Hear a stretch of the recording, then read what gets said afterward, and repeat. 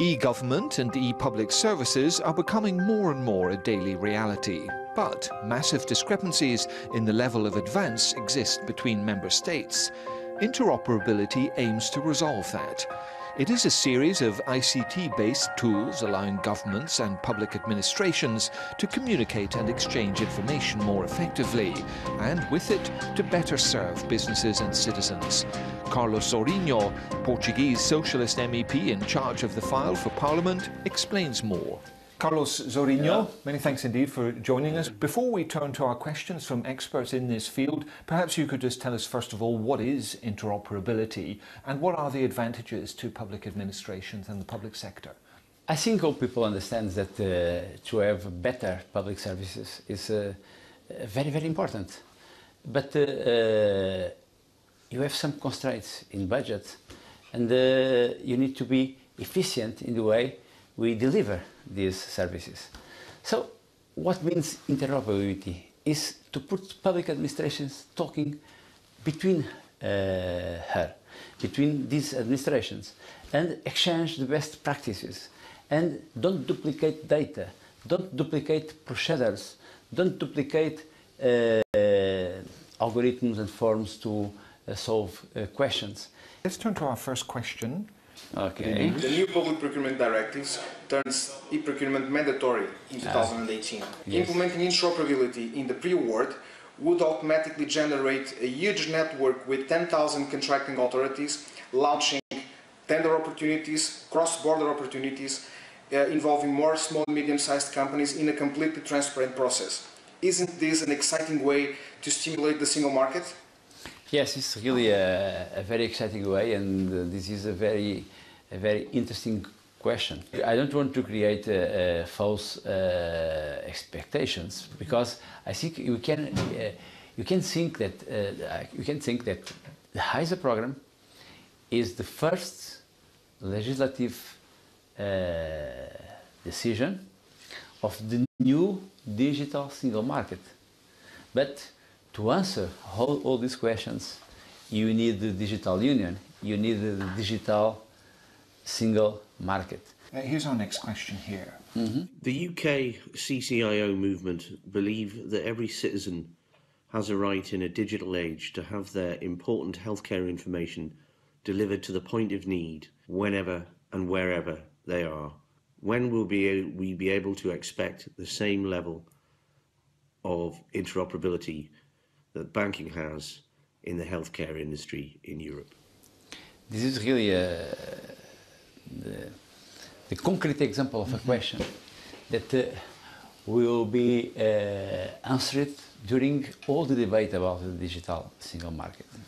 Because you need to talk about big data, and you need to talk about how to wear the data. It's possible to have health data in one country and be accessed by other country. This is not solved yet in the legislation.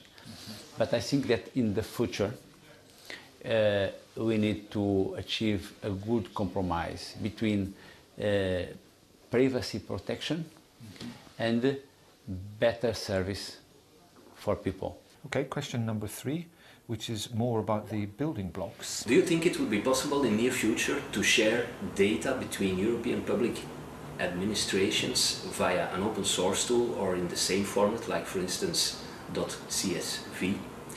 This would make the exchange of data much more easier and avoid the purchase of patented software. We are more for to develop frameworks than final solutions.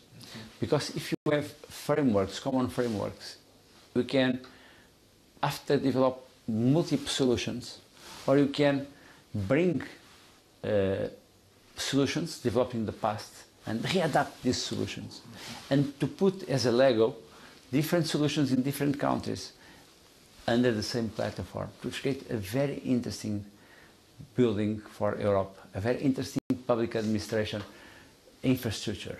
Why does Mr. Bale say that or want open source to be part of the framework? This is a very old question in Europe, in other countries. It's a community tool. This battle between more brand sources or more open source, I think you need to choose the best. Mm-hmm. Okay, let's move on to our last question. I think interoperability, e-government, should be developed in the Portuguese public administration and at the European level. That's a no-brainer for us. My question to Mr. Carlos Zorrinho is if such topic could cover fiscal harmonization for European workers. In our opinion, this will enable them to work in several countries and benefit from a standard fiscal process. Our question is if this is in your agenda. Thank you. We aim that if you are not now a developed political union, you can try to begin with the energy union and with the digital union. And if we develop an energy union in one digital union, we push for a political union and for a financial union is another way, is a bottom-up approach and fiscal harmonization belongs to that process. And the fiscal harmonization belongs to that process. If you look to all the documents, all the pillars to create digital single market, the fiscal harmonization are part of this. It's one of the most difficult parts.